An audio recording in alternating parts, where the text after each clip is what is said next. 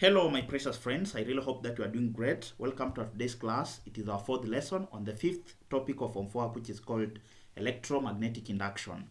As usual, let me commence by giving the quote of the day, which states that as you are busy waiting for the perfect moment to start, others are perfecting their worst moments. We shall discuss that quote at the end of our class today.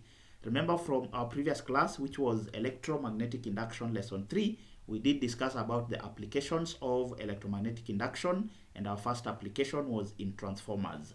So today we are continuing with the discussion of a transformer as an application of electromagnetic induction. So let's look at the transformer equations, whereby we are saying that the equation relating the voltage and the number of turns is called the turns rule. So when we talk of the voltage, we are talking of the voltage that is the comparison between the voltage in the primary and the secondary coils of the transformer. And of course, also we are talking of the number of turns in the primary and the secondary coils of that particular transformer. So in short, the turns rule states that if you take the secondary voltage divided by the primary voltage must be equal to the number of secondary turns divided by the number of primary turns. So secondary voltage will simply mean the voltage in the secondary coil of that transformer. Then primary voltage is simply the voltage in the primary coil of that transformer. The number of secondary turns will simply mean that the number of turns in the secondary coil of the transformer, then divided by the number of turns in the primary coil of that particular transformer. So secondary coil can be, that is secondary voltage, can be denoted as Vs, the voltage in the secondary coil, over voltage in the primary coil must be equal to the number of turns in the secondary coil divided by the number of turns in the primary coil.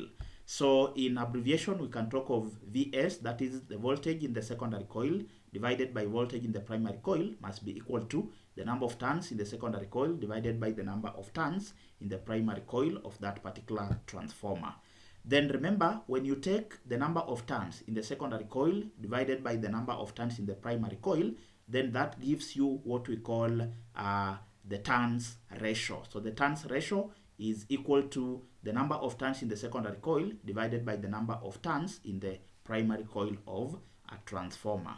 Then we are saying that for an ideal transformer, remember an ideal transformer is a transformer which has no energy loss. Of course, it is ideal. Something ideal, of course, does not exist, because any normal transformer, we expect it to have some energy losses. So if we assume, for the case of an ideal transformer, that is a transformer that is 100% efficient, then the efficiency is 100%, and thus the efficiency, which is equal to the power output over power input multiplied by 100%, then we are saying that for an ideal transformer, the efficiency is 100%. So if I substitute efficiency with 100%, so this equation will simply become, I want to cross multiply, so that power input will multiply with the 100% on the side of the efficiency. Remember, I'm substituting. For the case of an ideal transformer, the efficiency is 100%.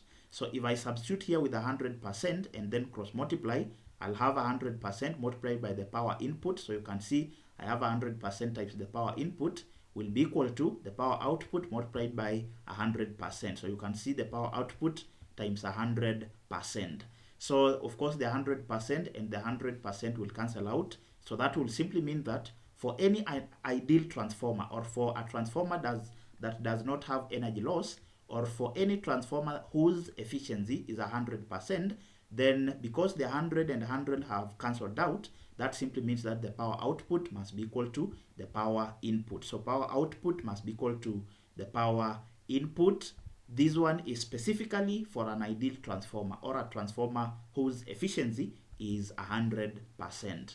But remember, the power output can be given by, that is VI. Remember, in some topics in under Form 3, for example, that is the heating effect of an electric current, we did say that the power can be given by voltage times the current. That is the electrical power can be given by VI. In case maybe you don't get it, you just refer to our lessons on heating effect of an electric current, which is a chapter that we covered in Form 3. We derived all these formulas.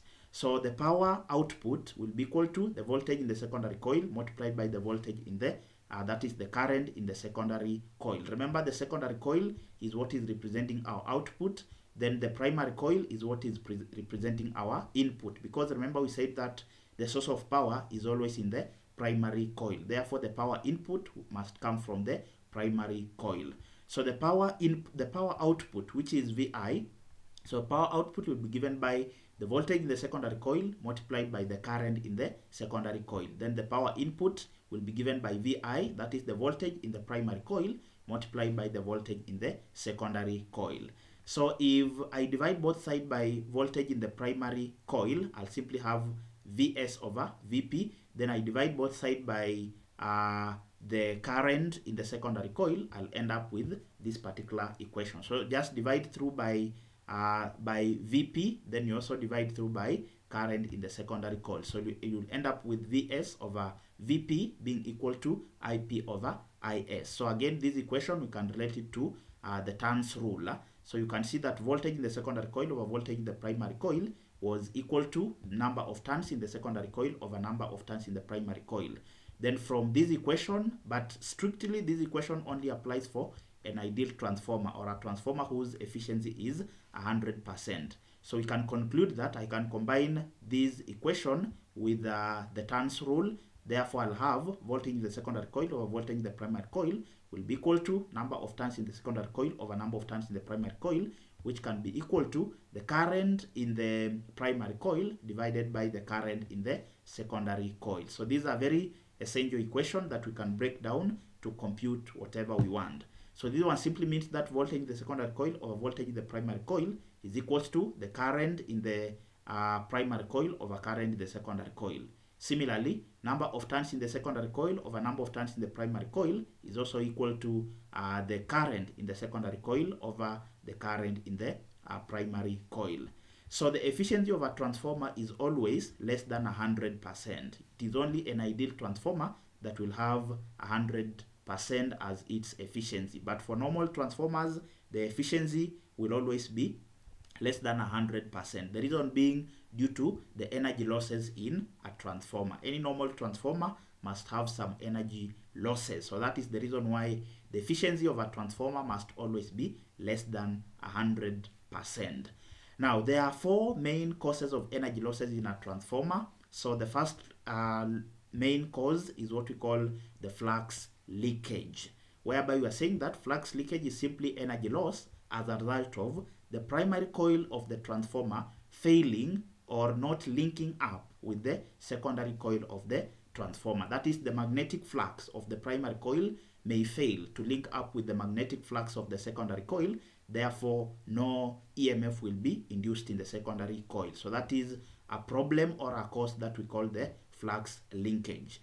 Now, the question is, how can we remedy this problem of flux linkage, or how can we reduce or minimize flux leakage? So we can reduce the flux leakage by winding the secondary coil on top of the primary coil, or by winding the primary coil and the secondary coil next to each other on a common core. So when they are very close to each other, that will help the primary coil and the secondary coil to link up, hence EMF being induced from the primary coil to the secondary coil. So you can be asked to maybe explain what you understand by flux leakage. You simply say that is the loss of the energy loss in a transformer as a result of the primary coil not linking up with the secondary coil. Then how can you reduce flux leakage? By either winding the secondary coil on top of the primary coil, or by winding the primary and the secondary coil next to each other on a common core. Of course, the core that we prefer using is the soft iron core, because it is easy to magnetize and demagnetize. The other main cause of energy loss in a transformer is what we call the eddy currents in the core, whereby we are saying that eddy currents circulating through the core usually produces a lot of heat. Of course, that is energy being lost in form of heat. So if you want to reduce energy loss due to eddy currents in the core of the transformer, you can reduce it by laminating the core. Remember, laminating the core in this case means that making the core to be in form of thin sheets of insulated soft iron plates. So by so doing, the current induced in each sheet of the insulated iron plates is very small, hence reducing the energy loss in form of heat. Next, we look at the third cause of energy loss in a transformer, which is called resistance of the coils, also called copper losses. So it is also called copper losses because in most cases, both the primary and the secondary coils of a transformer are usually made up of the copper wire, which is usually coiled to make a solenoid. So it is caused by high resistance in the copper wires or in the copper coils, which generate a lot of heat. Remember, most of the electrical instruments, for example, the electric heater and also the heating coil, they operate on the same principle because they are usually made of a material of very high electrical resistance, which converts the electrical energy into heat energy. Of course, that heat energy is used to boil water and even to cook some food. So, how can we reduce this resistance of the copper wires? So we can reduce this resistance by use of thick copper wires, which usually have low resistance. Remember, under a given topic in Form 3 work, which was called Current Electricity 2, we discussed the factors affecting the resistance of a conductor. We said one of the factors was the cross-sectional area of the conductor or the thickness of that particular conductor.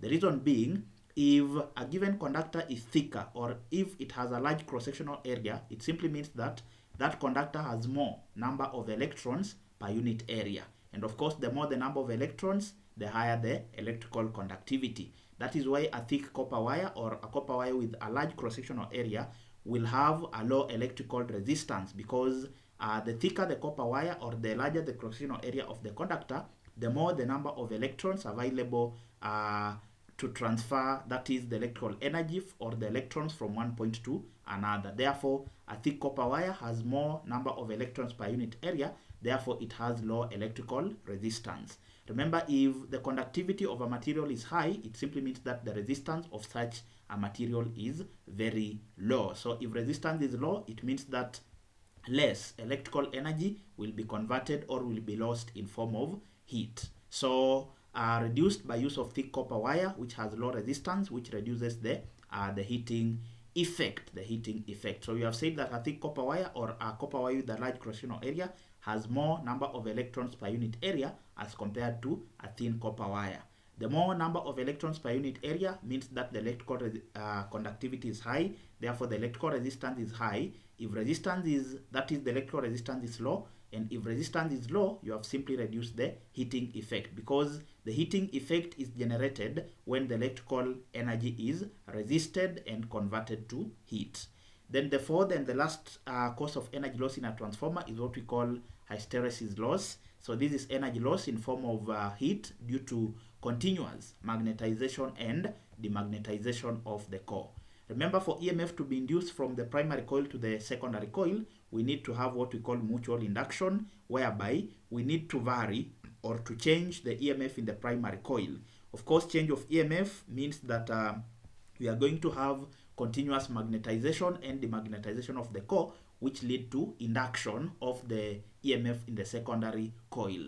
So you need a material that can easily be magnetized and demagnetized in order to reduce energy loss due to continuous magnetization and demagnetization of the core, which leads to loss of energy in form of heat.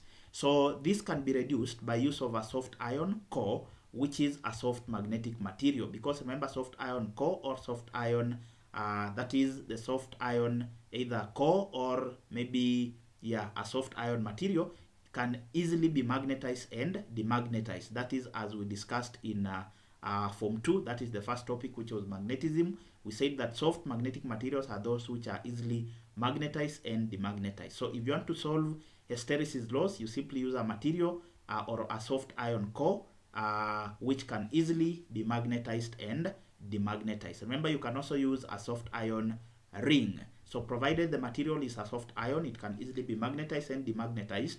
Therefore, because of that, you will be reducing heat loss as a result of continuous magnetization and demagnetization of the core. Remember, if you use a hard magnetic material, for example steel, what will happen is there will be no induction of the EMF in the secondary coil because steel cannot be easily magnetized and demagnetized. Then the process of induction of the EMF in the secondary coil requires continuous magnetization and demagnetization of the primary coil so that it can link up that is the magnetic flux of the primary and the secondary coil in order for EMF to be induced. So if you use a hard magnetic material, the EMF will not be induced in the secondary coil, because once the hard magnetic material will be magnetized, it will retain the magnetism. So it will be difficult to magnetize it. At the same time, it will be difficult for it to lose the magnetism or to demagnetize it. Next, we look at an example which reads that in a transformer, the ratio of primary turns to secondary turns is 1 to 10. Then a current of 500 milliampere flows through 200 ohm resistor in the secondary circuit. Assuming that the transformer is ideal, remember ideal transformer means that the efficiency is assumed to be 100%, and therefore the power input must be equal to the power output. That means that the turns rule can be applied. So we are told to determine part A, the secondary voltage. So let's see what we are given in the secondary circuit or the secondary coil. We are told that a transformer, the ratio of the primary turns to the secondary turns is 1 to 10. Then a current of 500 milliampere flows through a 200 ohm resistor in the secondary circuit. So the secondary circuit, we are given the resistance, which is 200 ohm, and also the current, which is 500 milliampere. But we know the SI unit for current is the amperes. So we'll have to convert this one into the SI units. So because we are given resistance and current, then they want us to find the voltage in the secondary coil. We shall simply use the Ohm's law, which stated that V must be equal to IR. So the voltage in the secondary coil must be equal to current in the secondary coil multiplied by resistance in the secondary coil. So the current in the secondary coil we are given as 500 milliamperes. To SI units, we know that 1000 milliamperes will be equal to 1 ampere. What about 500 milliamperes? So that will be 500 over 1000 times 1 ampere. Then of course times the resistance, which is in SI unit, that is the ohm, of 200. So if you take, of course, 2 zeros will cancel, then 1 0 with 1 0. If you take 20 multiplied by 5, you'll obtain 100 volts as your voltage in the secondary coil. Then part B, they want us to find the primary voltage. We are going to use the turns rule, which stated that the voltage in the secondary coil over voltage in the primary coil must be equal to the number of turns in the secondary coil divided by the number of turns in the primary coil. So voltage in the secondary coil, we have already computed it as 100 volts. So 100 volts divided by voltage in the primary coil, that is Vp, which must be equal to number of turns in the secondary coil. Remember, you are told that the ratio is for the primary turns to the secondary. So the primary turns, its ratio is 1. Then the secondary turns, its ratio is 10. Therefore, number of turns in the secondary coil is 10. The number of turns in the primary coil is, of course, 1. So 100 over Vp must be equal to 10 over 1. If I cross multiply, I'll simply get 100 multiplied by 1. Then of course Vp will multiply by 10.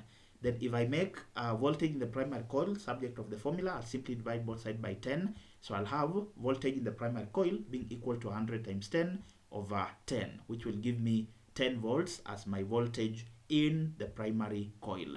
Then part C, they want me to find the primary current. Again, I'll simply use the turns ratio, which from the equation that we have just stated in our previous page, we have said, that is in our previous slide, we have just said that number of turns in the secondary coil over number of turns in the primary coil must give us the current in the primary coil over the current in the secondary coil, which must also be equal to voltage in the secondary coil over voltage in the primary coil. So I'll simply pick what I need to solve. So number of turns in the secondary coil, I'm already given as the secondary coil has 10, then the primary coil has 1. So secondary coil is 10, the primary coil is 1. Then current in the primary coil, that is what we are looking for. Current in the secondary coil, I was given as 500 milliamperes. So in SI unit, that is 500 over 1000, which gives me 0.5 amperes as the SI unit.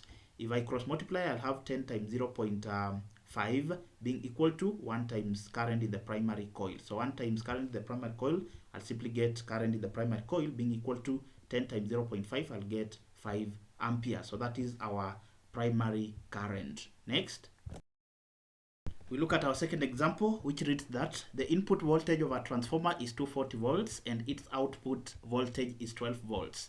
When an 80 watt bulb is connected across the secondary coil, the current in the primary coil is 0.36 amperes. Determine part A, the ratio NP over NS of the transformer, where NP is the number of turns, of course, in the primary coil, and NS is the number of turns in the secondary coil. So if we want to find NS over, that is NP over NS, we shall use the turns ratio, which states that if you have voltage in the secondary coil over voltage in the primary coil must be equal to number of turns in the secondary coil over number of turns in the primary coil. So that is our turns rule. So voltage in the secondary coil we are given as 12 volts. So remember the output voltage, that is the voltage in the secondary coil, but the input voltage, that is the voltage in the primary coil. So our secondary coil has a voltage of 12 volts, then the primary coil has a voltage of 240 volts. So that must be equal to a number of turns in the secondary coil over number of turns in the primary coil. So if we want to find this particular ratio, number of turns in the primary over secondary, which is simply the reciprocal of number of turns in the secondary over primary, I'll simply take reciprocals on both sides of this equation, so that I get number of turns in the primary over number of turns in the secondary will be equal to the reciprocal of 12 over 240, which is 240 over 12 volts. If you take 240 over 12, of course, you'll obtain 20. So that is our ratio, number of turns in the primary over number of turns in the secondary coil. Then part B, they want us to find the power input of the transformer. So remember, power can be given by VI. So if you are talking of input, we must have the voltage in the primary multiplied by the current in the primary coil. So voltage in the primary coil, of course, is 240 volts because that is the input voltage. Then the current in the primary coil, we are given as 0.36 amperes because we are told that the current in the primary coil is 0.36 amperes. So if you take 240 times 0.36, you'll obtain the power input as 86.4 watt. Then part C, they want us to find the power output of the transformer. So remember the power output, we are told that when an 80 watt bulb is connected across the secondary, so the power output is simply 80 watt, which is the power of that particular bulb. So the power output is the power of the bulb, which is 80 watt. Then part D, they want us to find the efficiency of the transformer. So remember, efficiency can be given by power output over power input multiplied by 100%. So our power output is 80 watt, that is from part C. Then our power input is 86.4 watt, that is from part B. Then of course times 100%, which will give us 92.59%. This one is correct to 4 significant figures. Then part C, we are told that with a reason, name the type of the transformer that was used. So clearly this was a step down transformer. The reason being the ratio that we got, that is NP over NS, was 20 to 1. That is 20 simply means 20 over 1. So the number of turns in the primary coil is 20 when the number of turns in the secondary coil is 1. So you can see the number of turns in the primary coil are more than the number of turns in the secondary coil. And the transformer with such characteristics, of course, is a step down transformer because it reduces the output EMF or the output voltage. So because the number of turns in the primary coil is more than the number of turns in the secondary coil, that is why we are saying that this is a step down transformer. Similarly, you can also compare the voltage because the voltage in the primary coil is more than the output voltage, which is only 12 volts. Again, this one tells you it is a step down transformer because the output voltage is smaller than the input voltage, or the number of turns in the primary coil is greater than the number of turns in the secondary coil. Lastly, I have an exercise that I recommend you should try at your own free time to get the understanding of the concepts that you have just learned. Of course, if you have any challenges in handling any of the questions, feel free to drop a comment specifying the question that you need help in. And as usual, I'm always here to try and help where possible. So we've come to the end of our class today, but we need to discuss the quote of the day. The quote of the day stated that, as you are busy waiting for the perfect moment to start, others are perfecting their worst moments. So the quote is warning us against finding excuses to postpone the action on our dreams. It is instead encouraging us to start with the little we have, where we are, and do what we can with the resources that are currently available to us. And lastly, remember that someone somewhere is wishing that they had what you are currently taking for granted. Thank you very much for accompanying me until the end of this particular lesson. I do not take it for granted. In case you are new to the channel, kindly hit the subscription button and also turn on the notification bell so that whenever I upload a new video, you'll get notified. Until next time, this is Kind Tuition Academy. Thank you very much.